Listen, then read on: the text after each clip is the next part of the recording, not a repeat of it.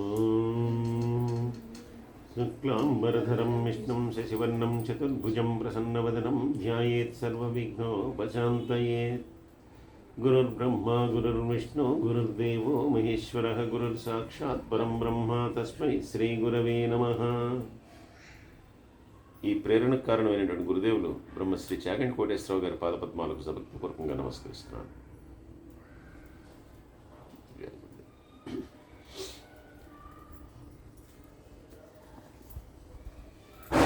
ఏ పూలతోటి పూజించాలి అనేటటువంటి విషయాన్ని, అలాగే ఏ దానములు ఎలా చేయాలి అనేటటువంటి విషయాన్ని ఈరోజు తెలుసుకుందాం. పద్మముల చేత ఈ కార్తీక మాసంలో కనుక ఎవరైతే విష్ణువుని పూజిస్తారో అటువంటి వారి ఇంట్లో లక్ష్మీదేవి స్థిర నివాసం ఏర్పరచుకుంటుందిట. అలాగే భక్తితోటి తులసీ దళాలతో కానీ జాజి పువ్వులతో కానీ స్వామివారిని పూజిస్తే, అంటే ఆ విష్ణువుని కనుక పూజిస్తే వాళ్ళకు కూడా ఐశ్వర్యము సంపదలు అన్నీ కూడా కలుగుతాయని చెప్తున్నారు. అలాగే మారేడు దళాలతోటి బిలవ పత్రాలతోటి పూజిస్తే కనుక వాళ్ళకి మళ్ళీ భూమి మీద జన్మించవలసినటువంటి అవకాశము అవసరము ఉండదు. అలాగే ఉసిరికాయలతో ఉసిరి చెట్టు కింద ప్రత్యేకించి శ్రీహరిని ఒక సాలగ్రామ రూపంలో పెట్టుకుని పూజ చేయటం వల్ల ఆ పూజ చేసినటువంటి వ్యక్తి ధన్యుడవుతాడు. అలాగే ఈ కార్తీక మాసంలో వన సమారాధన చేసేటటువంటి వాళ్ళు, అంటే కార్తీక వనభోజనం చేసేటటువంటి వాళ్ళు కూడా ఈ రకంగా ఆ ఉసిరి చెట్టు కింద సాలగ్రామానికి పూజ చేసి బ్రాహ్మణులతో కలిసి ఆ వనభోజనాన్ని చేస్తే కనుక వాళ్ళు చేసినటువంటి మహాపాతకాలని కూడా తొలగించుకోగలుగుతారు. అందువల్ల తప్పనిసరిగా ఈ వనభోజనాలు చేసేటటువంటి వాళ్ళు ఉదయం ఆ పూజా కార్యక్రమాలను చేసుకుని ఆ వనభోజనం అనేటటువంటి మిగిలిన కార్యక్రమాన్ని చేయడం అనేటువంటి చాలా మంచి ఫలితాలను ఇస్తుంది. అలాగే హరికేశవ ఆలయాల్లో ఎక్కడైనా హరహరుల యొక్క ఆలయంలో ఎక్కడైనా సరే మామిడి ఆకులతోటి తోరణం కట్టేటటువంటి వాడికి చాలా విశేషమైనటువంటి పుణ్యాన్ని ప్రసాదిస్తారట ఈ మాసంలో. అలాగే ఒక స్వామివారి యొక్క మంటపాన్ని అరటి స్తంభాలతో కానీ పువ్వులతో కానీ అలంకరించినటువంటి వాళ్ళకు కూడా వైకుంఠంలో ప్రవేశాన్ని ఇస్తారట. అలాగే ఎవరైతే ఆ హరిహరుల ముందర సాష్టాంగ నమస్కారం చేస్తారో వాళ్ళ పాపాలన్నింటినీ కూడా తొలగించి వాళ్ళందరూ కూడా పుణ్యాన్ని సంపాదిస్తారట. ఎవరైతే హోమము దేవతార్చనము ఇవన్నీ కూడా చేస్తారో వాళ్ళ పితరులు చేసినటువంటి పాపాలను కూడా, అంటే వాళ్ళ పితరులు కూడా ఏమైనా వాళ్ళ పూర్వతరంలో వాళ్ళు ఏమైనా పాపాలు చేసి ఉంటే కనుక ఆ పాపాలని కూడా తొలగిస్తారట. అలాగే కార్తీక మాసంలో స్నానం చేసి ఎవరైతే వస్త్రదానం చేస్తారో అటువంటి వాళ్ళకి 10,000 అశ్వమేధ యాగాలు చేసినటువంటి ఫలితాన్ని కూడా ఇస్తారట. ఇక్కడ వస్త్రాలు అని వచ్చాయి కాబట్టి కథ అన్నారు కాబట్టి ఒక కథ చెప్పుకున్నాం దీని గురించి. ఇది కూడా ఒక నాయనార్ కథ, అంటే శివభక్తుడి కథ, శివుడికి సంబంధించింది కాబట్టి. పూర్వకాలంలో ఒకనొక వైశ్యుడు ఉండేవాడు. ఈయన చాలా సంపదలు ఉన్నాయి, దగ్గర బోర్డంతా డబ్బు ఉంది. అలాగే ఈయనకి భక్తి కూడా ఉంది, డబ్బుతో పాటే విశేషమైనటువంటి భక్తి కూడా కలిగినటువంటి వాడు. అందువల్ల ఈయన చక్కగా తను సంపాదించినటువంటి దాన్ని సంపాదిస్తూ ఉండేవాడు, సంపాదించినటువంటి దాన్ని చక్కగా దాన ధర్మాలన్నిటికీ కూడా వినియోగిస్తూ ఉండేవాడు, ఖర్చు పెడుతూ ఉండేవాడు. పరమ ఈశ్వర భక్తుడు. అటువంటి ఈశ్వర భక్తుడు తాను ఎలా అయినా సరే భగవంతుని యొక్క అనుగ్రహాన్ని పొందాలి. భగవంతుడి భక్తుడు కాబట్టి ఎవరైనా సరే భక్తులు ఎవరైతే ఉంటారో భక్తుల్ని భగవంతుడు అనుగ్రహిస్తాడు. అయితే ఆ భగవంతుడి యొక్క అనుగ్రహాన్ని నేను ఏ వ్రతం చేసో, హోమం చేసో, యజ్ఞం చేసో దేని ద్వారా పొందటం కన్నా నేను మానవులకు సేవ చేసి ఆ మాధవుని యొక్క అనుగ్రహాన్ని పొందుతాను అని చెప్పి నిర్ణయించుకునేటువంటి వాడే ఆయన ఒక పెద్ద సత్రాన్ని కట్టించాడు. సత్రాన్ని కట్టించి అక్కడ చక్కగా రోజు కూడా వచ్చినటువంటి వాళ్ళందరికీ కూడా చక్కగా అతిథి మర్యాదతో భోజనం. అంటే మనం భోజనం పెట్టడం కూడా 2 రకాలుగా ఉంటుంది. అన్నదానం చేసేటప్పుడు ఎందుకు పెట్టామో తొందర తినండి, ముందర కదలండి, ఇటు రండి అటు వెళ్ళిపోండి అని కొంచెం చిరాకు పడుతూ భోజనం పెట్టడం. అదే మన ఇంటికి వచ్చినటువంటి అతిథికి చాలా ఆప్యాయంగా ఇంకోసారి వేసుకోండి, మరోమారు వడ్డించుకోండి అని చెప్పి ఆప్యాయంగా భోజనం పెడతాం. అక్కడ ఆప్యాయత ఉండదు. ఏదో మనం పెడుతున్నాము, రోడ్డు మీద ఏదో ఒక బ్యానర్ పెట్టుకుని మనం అన్నదానం చేస్తాం, ఏదో చేస్తాం అంటే దానిలో ఏదో మనం చేస్తున్నాం అనేటటువంటిది 10 మందికి తెలియజేయాలనే గొప్పే కానీ దానిలో ఏమీ లేదు. కాబట్టి ఈయన అలా కాదు. ఈయన చక్కగా వచ్చినటువంటి వాళ్ళందరినీ ఈయనే దగ్గరుండి వాళ్ళందరినీ కూడా ఆహ్వానించి చక్కగా వాళ్ళందరికీ భోజనం పెట్టి వాళ్ళ చేత వాళ్ళకి నమస్కారం చేసి వాళ్ళ భోజనం అంతా అయిపోయిన తర్వాత వాళ్ళందరూ కూడా వెళ్ళిపోతూ ఉన్నప్పుడు మళ్ళీ అందరికీ కూడా నూతన వస్త్రాలను ఇచ్చి వాళ్ళని పంపిస్తూ ఉండేవాడు. ఇలా చేస్తూ ఉండేసరికి ఈయనకి విశేషమైనటువంటి పేరు ప్రఖ్యాతి వచ్చే అందరూ కూడా ఈయన గురించి చాలా మంచిగా చెప్తుంటారు. ఎందుకంటే ఎవరైనా సరే మీరు ఏదైనా దానం చేయండి, మీరు ₹1,00,00,000 దానం చేయండి, ₹1,00,00,000 దానం చేస్తే అయ్యో ఇంకో ₹10 ఎక్కువ ఇస్తే బాగుండేది, ₹1,10,00,000 కల్లా నాకు పలానా కారు వచ్చేసింది కదా అని చెప్పి ఆ ₹10 కోసం ఇచ్చేవాడే ఉంటాడు. కానీ ఒకసారి అన్నం పెట్టిన తర్వాత మీరు బాగా పెట్టిన తర్వాత అమ్మో మీరు చాలా బలవంతంగా పెట్టారండి, చాలా పెట్టేశారు నాకు ఈ పూట అని చెప్పి 10 సార్లు చెప్తాడు. చెప్పినటువంటి వాడు మీరు కనుక ప్రేమగా వడ్డిస్తే. ఎందుకంటే వాడు అంతకంటే తినలేడు ఇంకా, అందువల్ల తృప్తి చెంది చేస్తాడు. అంతేకాకుండా వాళ్ళకి వస్త్రాలు కూడా ఇచ్చి చక్కగా నమస్కారం చేసి వాళ్ళని గౌరవంగా పంపిస్తున్నాడు. సో అందరూ కూడా చాలా ఆనందపడేవాళ్ళు. అలా ఇతని యొక్క పేరు ప్రఖ్యాతి అనేటటువంటిది అందరికీ కూడా వ్యాపించిన తర్వాత సాక్షాత్తు భగవంతుడే ఇంత మంచి పేరు ప్రఖ్యాతులు సంపాదించాడు. దేనివల్ల సంపాదించాడు? కేవలం మానవ సేవ చేస్తూ సంపాదించాడు. ఎవరిని సేవిస్తున్నాడు? శివభక్తులందరినీ సేవిస్తున్నాడు. అంటే ఎవరైతే భక్తితో ఆ ఊరిలో వచ్చారో, శివాలయానికి వచ్చారో, ఎవరో ఆ ఊరిలో విశేషమైనటువంటి దర్శనానికి వచ్చారో, ఈయన గొప్ప శైవక్షేత్రం ఉన్నటువంటి ఊరిలో ఉన్నాడు. అక్కడ కట్టించాడు దత్తం. వాళ్ళందరికీ సేవ చేస్తున్నాడు. కాబట్టి నా భక్తులకు సేవ చేస్తున్నాడు. భక్తుల్ని సేవ చేసేటటువంటి వాడిని భాగవతోత్తముడు అంటారు. ఆ భక్తుల్నే వాడు సేవిస్తుంటారనమాట. అందువల్ల ఈ వ్యక్తిని చక్కగా నా అనుగ్రహాన్ని ఇవ్వాలి ఈ వ్యక్తికి అని చెప్పి ఆయన కూడా నిర్ణయించుకున్నటువంటి వాడు. ఆయన ఒక బాల బ్రాహ్మణ రూపంలో ఇతని దగ్గరికి వచ్చాడు.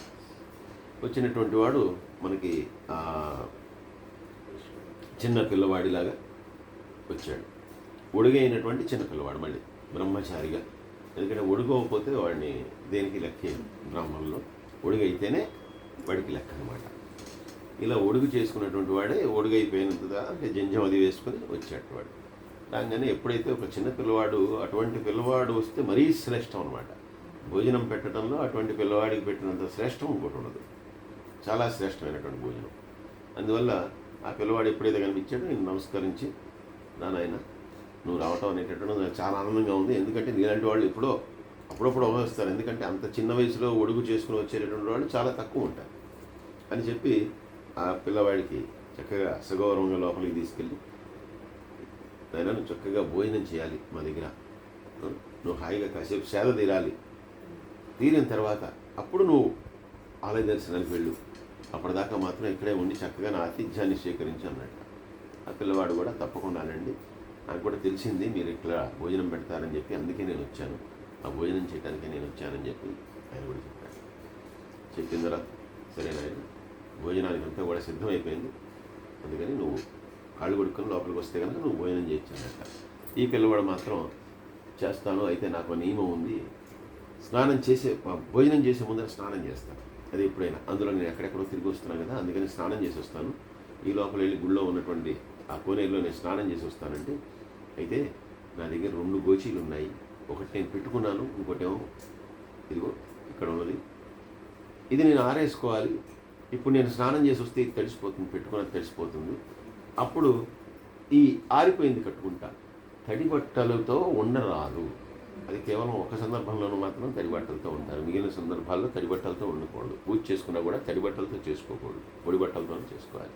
అందువల్ల నేను అది పెట్టుకుంటాను, అందువల్ల ఈ గోచీని మీరు ఇక్కడ ఎక్కడైనా ఆరేసి ఉంచండి, కానీ ఒక మాట అండి, నా దగ్గర ఉన్నవి 2, నాకు నాదే కావాలి, మళ్ళీ నాకు వేరేది అక్కర్లేదు, అందుకని ఇది పోకుండా జాగ్రత్తగా మీరు దీన్ని చూడండి. అలా అంటే కనుక నేను వెళ్ళి స్నానం చేసి వచ్చి భోజనం చేస్తాను. మీకు ఇవన్నీ కుదరవు అనుకోండి, మీకు ఇబ్బంది అనుకోండి, దాన్ని నేను వెళ్ళిపోతాను, నేను భోజనం చేయను. ఎందుకంటే స్నానం చేయకుండా భోజనం చేయను, ఈ గోచి ఇప్పకుండా ఆ గోచి కట్టను, నాకు ఉన్నదే 2 అని చెప్పాడు. సరే పిల్లవాడు అలా మాట్లాడుతుండేసరికి అయ్యో తప్పకుండా నాయన అదే పెద్ద పని, నేను చూస్తాడే దాని సంగతి అని చెప్పి ఈయన సరే అని చెప్పి అన్నట్టు ఈ పిల్లవాడు వెళ్ళాడు స్నానానికి వెళ్ళిన తర్వాత ఈయన దాన్ని ఎండలో ఆరేసేట్టు గోచి ఎంతసేపు ఆరుతుంది.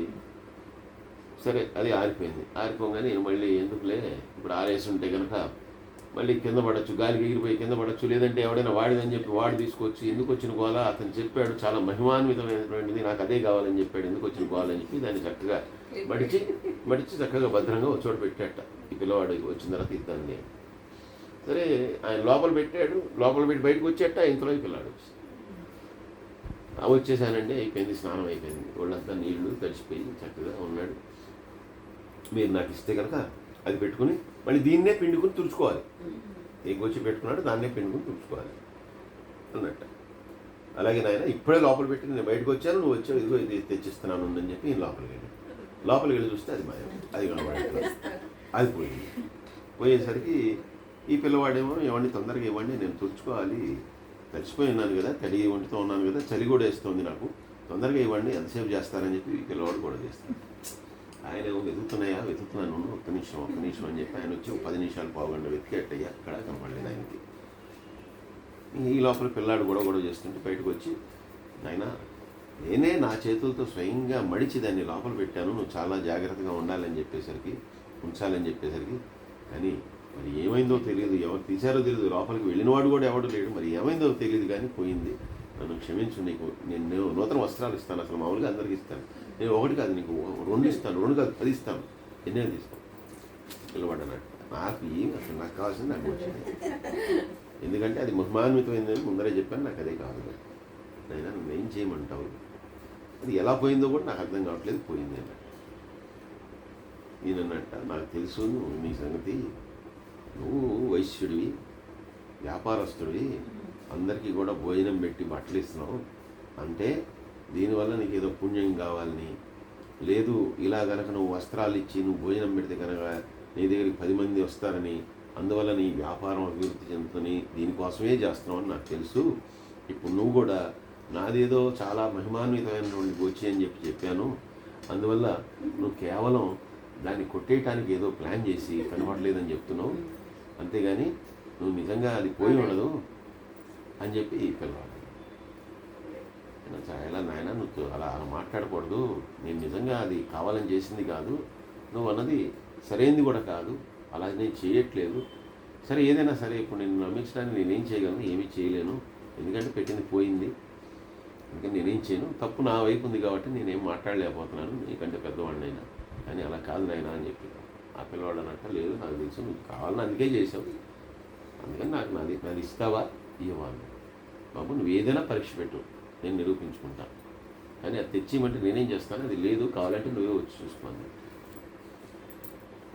ఈ పిల్లవాడు అన్నట్టు, సరే నువ్వు పరీక్షిస్తాను కదా, పరీక్షిస్తూ కానీ సరే నాకు అది ఇచ్చే లోపల నేను ఇంకో వస్త్రాన్ని అది కట్టుకుని అసలు నా గోచి ఏమిటో దాని మహిమ ఏమిటో నీకు చూపిస్తానని చెప్పి ఈ పిల్లవాడు ఆయన దగ్గర అడిగి ఇంకొక వస్త్రాన్ని తీసుకుని దాన్ని గోచిలా పెట్టుకుని అతను పెట్టుకున్నటువంటి తడి వస్త్రం ఏదైతే ఉందో దాన్ని తీసేట, దాన్ని తీసి త్రాసులో ఒకవైపు వేసేట, వేసి నేను చెప్పాను చాలా మహిమాన్వితమైంది నీకు ఇచ్చింది అని చెప్పి, కానీ నువ్వు దాని గురించి పట్టించుకోలే.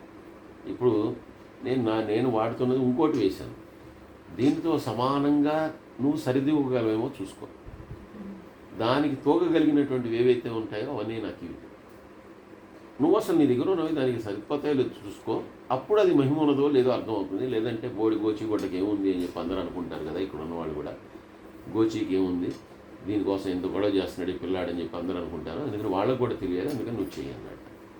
సరే అని చెప్పి ఈయన అందులో అది వేసాడు కదా, అందుకని 2 పంచెలు తీసుకొచ్చి ఇటు వేసాట. మామూలుగా గోచి అంటే ఓ చిన్న వస్త్రం, అది సరే తడిసింది కాబట్టి కొంచెం బరువు ఎక్కిందిలే అనుకుని 1కి 2 వేసాట, అది ఏమో. సరే ఆ 2 కాదు, ఆయన మిగిలినవన్నీ తీసుకొచ్చి వేసాట, 100 150 వేస్తూనే ఉన్నాడు, ఎట్లా దిగట్లా అది. చీరలు పట్టుకొచ్చేసేట. ఎందుకంటే కేవలం వీళ్ళు భక్తులంటే మగవాళ్ళు రాదు కదా, ఆడవాళ్ళు కూడా వస్తారు, వాళ్ళకి చీరలు ఇస్తాడు, అవి కూడా లేవు. మొత్తం అయిపోయిన తర్వాత ఇంకేం చేయాలో అర్థం కాక తమ ఇంట్లో వాడేటటువంటి వస్త్రాలు కానీ, తమ భార్య పిల్లలు వాడేటటువంటి గిస్త్రాలు అవన్నీ తీసుకొచ్చేసాడు. అప్పుడు కూడా తూగట్లేదు. తన యొక్క బంగారం ఇవన్నీ కూడా తీసుకొచ్చేసాట. అప్పటికి కూడా తూగట్లేదు. అది కిందకి దిగట్లేదు, అసలు కొంచెం కూడా దిగట్లేదు. అక్కడ ఉన్నది మాత్రం గోచిపడ్డాయి, అదే దిగట్లేదు. అప్పటికి కూడా ఇంకా ఏం చేయాలో అర్థం కాక ఆయనకి ఏవైతే వ్యాపారాలు ఉన్నాయో, ఆస్తులు ఉన్నాయో, ఆ పత్రాలు నేను తీసుకొచ్చి ఇవన్నీ కూడా నేను మనస్ఫూర్తిగా వీటన్నిటిని కూడా ఇందులో వేసేస్తున్నాను, వీటి విలువలు ఎంత వస్తే అదంతా కూడా దీనికే చెందాలి అని చెప్పి నమస్కారం చేసుకుని అవన్నీ కూడా వేసేసేటం. పత్రాలు, కాగితాలు, డాక్యుమెంట్లు మొత్తం ఏది వేసినా మొత్తం కనబట్టేట. అప్పుడు ఆయనకు అర్థమైంది, వచ్చినటువంటి వాడు ఎవడో పిల్లవాడు కాదు, పిల్లాడి రూపంలో ఉన్నటువంటి భగవంతుడే నన్ను పరీక్షించడానికి వచ్చాడు అని చెప్పి అనుకుని వెంటనే సరే భార్య పిల్లలందరినీ కూడా పిలిచి అక్కడ నిలబడి, నేను కనుక ఏ తప్పు చేయనటువంటి వాడిని అయితే, నేను కనుక ఆ పరమేశ్వరుని యొక్క భక్తుడిని అయితే, నేను కేవలం పరోపకారం కోసమే ఇదంతా కూడా చేస్తున్నట్లయితే కనుక, నేను ఇదంతా చేసినా కూడా నాకు తెలియకుండా ఇది పోయి కనుక ఉంటే, నేను మాట్లాడే మాటల్లో ఏమాత్రం సత్యం ఉన్నా సరే ఈ త్రాసు మళ్ళీ లేవాలి అని చెప్పి ఆయన అనుకున్నాడు. వెంటనే త్రాసు మామూలుగా వచ్చేసింది. వెంటనే ఆ పిల్లవాడు సాక్షాత్తు పరమేశ్వరుడు రూపంలో ప్రత్యక్షమై ఆయన్ని తనలో ఐక్యం చేసుకుని, కేవలం నీ యొక్క గొప్పదనం ఇప్పటిదాకా తెలుసు, ఈ చుట్టుపక్కల వాళ్ళకి తెలుసు, ఇక్కడికి వచ్చే వాళ్ళకి తెలుసు, అలా కాదు, నీ గొప్పతనం ఏదైతే ఉందో అది లోక విదితం కావాలి. ఎందుకంటే నువ్వు చేస్తున్నటువంటి సేవ అటువంటిది, కేవలం దానికోసం మాత్రమే నీకు ఇటువంటి పరీక్ష పెట్టానని చెప్పి వాళ్ళందరినీ కూడా తనలో ఐక్యం చేసుకుంటున్నట్టు. కాబట్టి ఇక్కడ కూడా మనకి ఏం చెప్తున్నారంటే, అలా ఎవరైతే అలా ఒక వస్త్రాన్ని దానం చేస్తారో వాళ్ళందరికీ కూడా అశ్వమేధయాగం చేసినటువంటి ఫలాన్ని ఇస్తున్నాము అని చెప్పి చెప్తున్నారు. అంటే అంత విశేషమైనటువంటిది వస్త్రదానము అని కూడా మనకి ఇలా తెలుస్తుంది.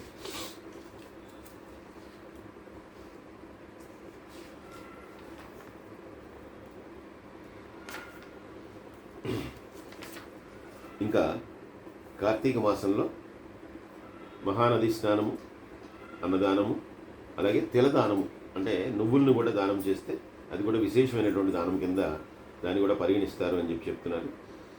అలాగే నిన్న చెప్పినట్లుగా ఆసక్తులైనటువంటి వాళ్ళు కేవలం ఆదివారం నాడు స్నానం చేసినా కూడా మాసమంతా కూడా స్నానం చేసినటువంటి ఫలితాన్ని ఇస్తున్నామని చెప్పారు. అలాగే ఎవరైతే కనీసం ఒక్కసారైనా కూడా శివకేశవ ఆలయాల్ని ఈ కార్తీక మాసం అంతా కూడా దర్శించకుండా ఉంటాడో అటువంటి వాడు చాలా ఘోరమైనటువంటి నరకాల్లో పడిపోతాడు అని చెప్తున్నాడు. అంటే అవకాశం ఉండి దర్శించలేనటువంటి వాడు. అంటే మళ్ళీ ఇందులో కూడా మనం ఇప్పుడు వాడేదో దుబాయ్లోనో ఏదో అబుదాబీలోనో ఉంటే కనుక వాడు వెళ్ళలేదు కాబట్టి వాడికి పాపం వస్తుందంటే వాడికి ఏమీ రాదు. అవకాశం ఉన్నవాడు, అవకాశం ఉన్నాడు. ఇప్పుడు లేవలేని వాళ్ళు ఉంటారు, వాళ్ళు ఏదో దూర ప్రాంతాల్లో ఉంటారు, ఎవరు తోడు ఉండరు, పిల్లలు ఎవరు లేరు, అలాంటి వాళ్ళు వెళ్ళకపోయినా వాళ్ళకేమీ లేదు. కానీ వెళ్ళగలిగి ఓపిక ఉండి కాళ్ళు చేతులు అన్నీ బాగుండి మళ్ళాంటి వాడు కనీసం ఒక్కసారైనా దర్శించకపోతే కనుక అటువంటి వారికి కూడా చాలా ఘోరమైనటువంటి నరకాలన్నీ కూడా కలుగుతాయని చెప్తున్నారు. ఈ రకంగా కార్తీక మాస మహాత్మ్యంలోని 7వ అధ్యాయాన్ని మనం సంపూర్ణం చేసుకున్నాం. సర్వే జనా సుఖినో భవంతు, సమస్తలోకా సుఖినో భవంతు. స్వస్తి.